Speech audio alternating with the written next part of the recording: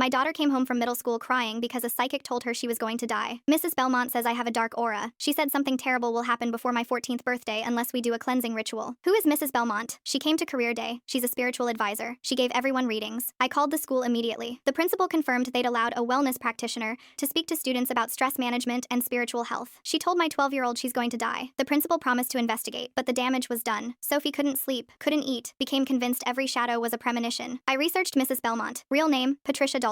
She ran a spiritual counseling business out of a strip mall, charged $200 per session, sold protective crystals, cleansing ceremonies. She'd been giving free readings at schools for 3 years, finding vulnerable children, scaring them, then collecting money from terrified parents desperate to protect their kids. I found 17 families who'd paid her thousands of dollars after their children received death predictions at school events. Patricia had built a business model on traumatizing children. I contacted every family, organized a meeting. Parents arrived angry and ashamed. She told my son he'd never graduate high school unless we did weekly sessions. My daughter won't leave the house anymore. She's convinced she'll die in a car accident. We paid $4,000 before we realized she was making it up as she went. I recorded Patricia's next school appearance, posed as a parent volunteer, watched her give readings to 6th graders. She told a boy his grandmother would die soon unless his family bought protective talismans. Told a girl her parents' marriage was in danger unless they all attended family healing sessions. Every prediction came with a solution. Every solution required payment. I compiled everything. The recordings, the family testimonies, her financial records showing $340,000 earned from frightened parents over 3 years. I brought it to the district attorney. This woman is using schools to access children, terrorizing them with fake predictions, then exploiting their parents for money. They investigated, found Patricia had no credentials, no training, no license to practice anything resembling therapy or counseling. They arrested her at her strip mall office. She was in the middle of convincing a mother that her son's cancer diagnosis was caused by spiritual imbalance. That chemotherapy should be supplemented with her special healing sessions. That mother was ready to delay treatment, ready to let her son die because a con artist told her medicine wasn't enough. Patricia was charged with fraud, practicing psychology without a license, and child endangerment. The cancer case added charges of reckless endangerment of a minor. She received 8 years. Her business was shut down. Assets were seized and distributed to victim families. Sophie started sleeping again after the arrest. The nightmares faded. The shadows stopped moving. We went to therapy together. Real therapy. With a licensed counselor who helped her understand she'd been manipulated by someone who wanted money, not her well-being. Mrs. Belmont was lying? Sophie asked during one session. She was lying to make money. Some people hurt others to get what they want. How do you tell the difference between people who want to help and people who want to hurt? I thought about it carefully. People who want to help make you feel stronger. People who want to hurt make you feel scared, so you need them. Sophie turned 14 3 months ago. Healthy, happy, no dark auras, no terrible events. She wants to be a therapist now, a real one. Wants to help kids who've been scared by people like Patricia. A consumer protection magazine requested an interview about predatory spiritual practitioners. How did you stop her? I held up the recordings from her school presentations. She thought children made perfect victims, that their fear would translate into their parents' wallets. I looked at the camera, but she underestimated mothers. We talk to each other. We protect each other's kids. She built her business on our fear. We built our case on our anger.